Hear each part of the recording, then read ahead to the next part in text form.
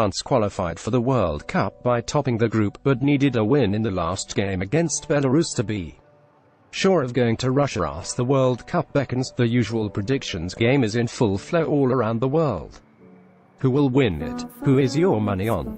France have one of the strongest squads in the competition, but I'm not sure that many expect them to go all the way.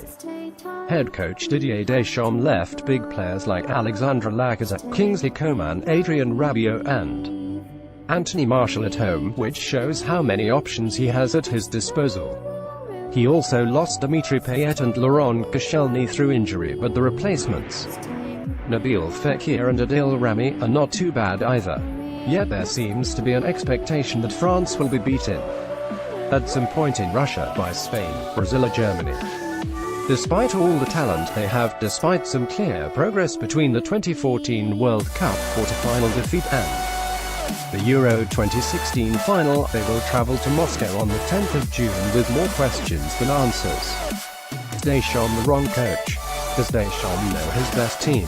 Does he play information to get the best out of them? There is a perception in France that Deschamps, as a player and manager, has always had luck on his side. However, since taking over the France team in summer 2012, his good fortune seems to have deserted him. Euro 2016 had his name written all over it. After leading France to a World Cup triumph as captain in 1998, he could have added another chapter to his legend by guiding his country to another big title on home soil. Yet, in the final against Portugal, Deschamps got it wrong, mainly being too cautious despite his team being on top. Has he lost his touch? It is a bit early to say.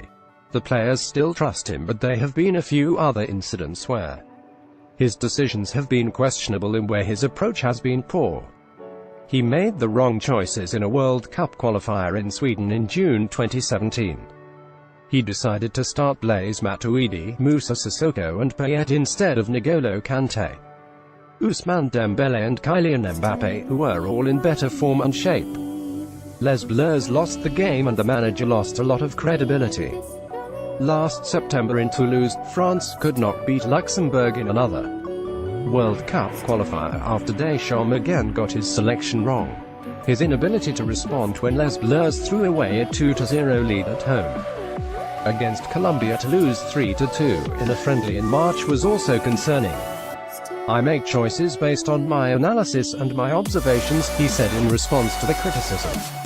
I take responsibilities for the players I choose. Deschamps is under contract until 2020, but he knows how important this World Cup is. France have the best squad of players since 1998 when he won it. It is time for him to deliver. Can Pogba be this generation's leader? Pogba and his French team were beaten by Portugal in the Euro 2016 final in Paris. Through the history of French football, the successful France teams have always had one outstanding on-field leader. Raymond Kopa led them to third place at the 1958 World Cup. Then we had the Michel Platini generation, with 2 World Cup semi-finals in 1982 and 1986, and a win at Euro 1984. Finally, between 1998 and 2006, it was Zinedine Zidane's turn to reign and bring more success. The Copa-Platini-Zidane sequence needs an heir now, someone capable of taking the current France team forward. And there is only really one candidate. It is Paul Pogba's turn to be in charge, says former Arsenal winger Robert Perez, teammate of Deschamps in 1998. He says he is ready to take the role and the responsibility. This is his time. He wants to be the boss.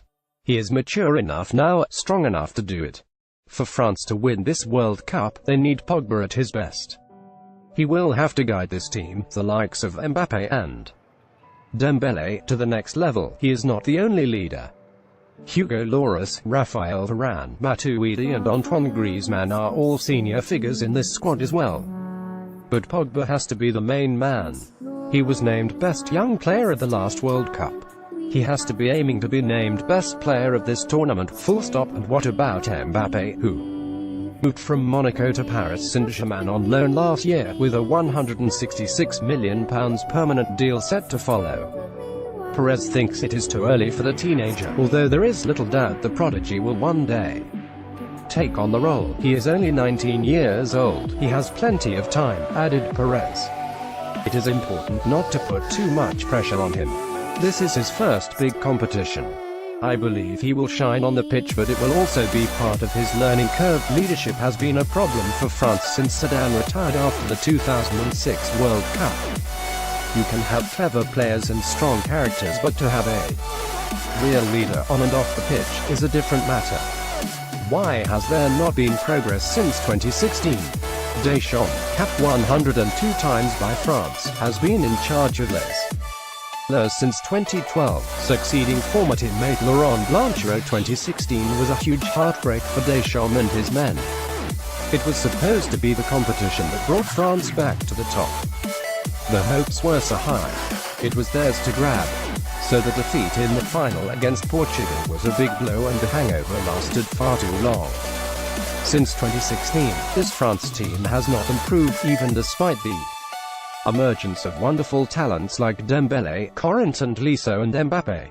When the head coach and the players should have made sure they overcame the disappointment of 2016 and built on the positive things they did at the Euros, beating Germany, Griezmann shining, they actually crumbled.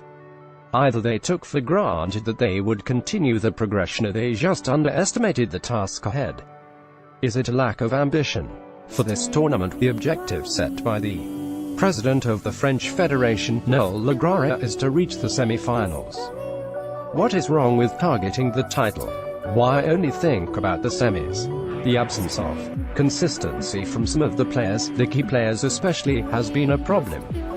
Tactically, Deschamps is also still searching for his best formation.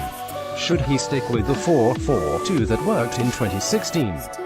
Or is 4-3-3 more suited to this squad and better equipped to win the World Cup? The head coach will have to decide. There is some proof he has moved on from 2016. He has called up only 9 players for the World Cup squad who were there in 2016. Hugo Lloris, Steve Mandanda, Samuel Umtiti, Adil Rami, Pogba, Kante, Matuidi, Griezmann and Olivier Giroud. Whether those changes are enough, we will soon find out. Can France be inspired by the class of 1998? Many of the current crop of France players were raised on the glory of the victory in 1998. 20 years ago, on the 12th of July, France won the World Cup on home soil for the first time.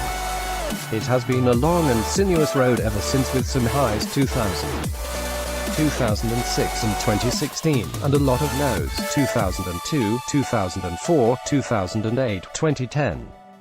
There is a sense of destiny, however, which will travel to Russia with this French squad. Most of the players called up by Deschamps grew up with the memory of 1998 and the incredible France-Brazil final. Mbappé was not even born when Deschamps lifted the trophy at the Stade de France that summer, but he has watched the tapes a million times while growing up. The 1998 generation needs successes, and it might be written in the stars that the class of 2018 can be exactly that. Expectations are high, the pressure will be too.